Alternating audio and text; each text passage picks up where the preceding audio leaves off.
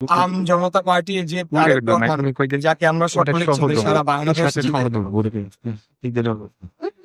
কোটা বিরোধী আন্দোলন এবং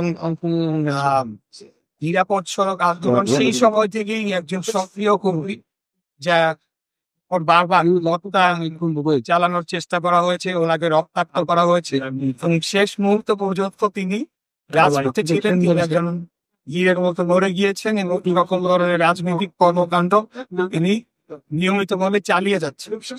তো এরই মধ্যে আপনারা জানেন যে 111 সরকারের সময় সে রাজনৈতিক দলগুলো নিবন্ধনের প্রক্রিয়া শুরু করা হয়।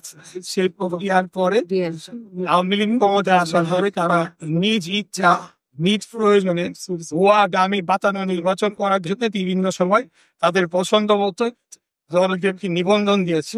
বাংলাদেশের সত্যিকার অর্থে রাজনীতি করেছেন সেই রকম কয়েকজন ব্যক্তি, যেমন মান্নান তিনি নিবন্ধন পেয়েছেন, জনাব জোনায়েদ সাকি নিবন্ধন পেয়েছেন, জনাব নিবন্ধন পেয়েছেন, আরো কেউ কেউ নিবন্ধনের জন্য চেষ্টা চালিয়ে যাচ্ছে।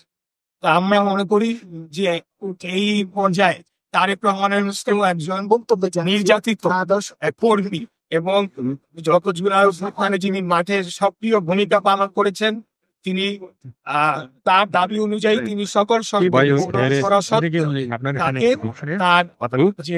তিনি যে দলের নিবন্ধন চেয়েছেন এবং যে নামটি চেয়েছেন সেটি আরেকটি পার্টিকে দেওয়ার একটা প্রাথমিক ঘোষণা এসেছে। আজকে আমি এখানে এসেছি বাংলাদেশের একজন সাধারণ নাগরিক, একজন ভোটার এবং একজন আর 10 জন রাজনৈতিক কর্মীর মতোই একজন কর্মী হিসেবে এসেছি যে এটা কি অবস্থা, বাংলাদেশে কি চলছে।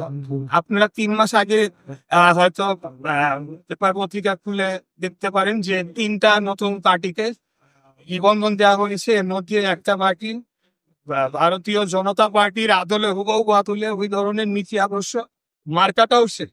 তো এইসব নিয়ে কি আমাদের কি চিন্তিত হওয়ার সময় আসে নাই? এইসব নিয়ে কি কেউ প্রশ্ন তুলবে না? সেই পার্টিকে যখন ইনভেস্টিগেট করতে যাওয়া হলো, দেখা গেল যে রান্নাঘরের ভিতরে তাদের সেই অফিস অ্যাড্রেস দিয়ে রেখেছে। এরকম আরো বাংলাদেশ মানে কোন ধরনের বাজ বিচার যে এখানে করা হচ্ছে কি হচ্ছে না, এই ধরনের দলগুলো নিবন্ধন হয়ে যাচ্ছে, যদিও তারা আদালতের নির্দেশ নিয়ে এসেছে, এটা পরিষ্কার করতে চাই। তারপরেও তারেক রহমানের মতো ওনার মতো একজন ইয়াং ডাইনামিক লিডারকে অবশ্যই আমি মনে করি বঞ্চিত করা হচ্ছে, তাকে বৈষম্য স্বীকার করা হচ্ছে।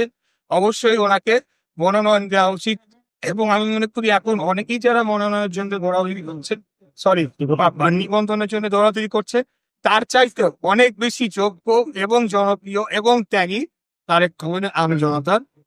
তো আমি তার প্রতি সমর্থন এবং তার কর্মী সমর্থকদের প্রতি সমর্থন জানানোর জন্য আজকে এখানে এসেছিলাম।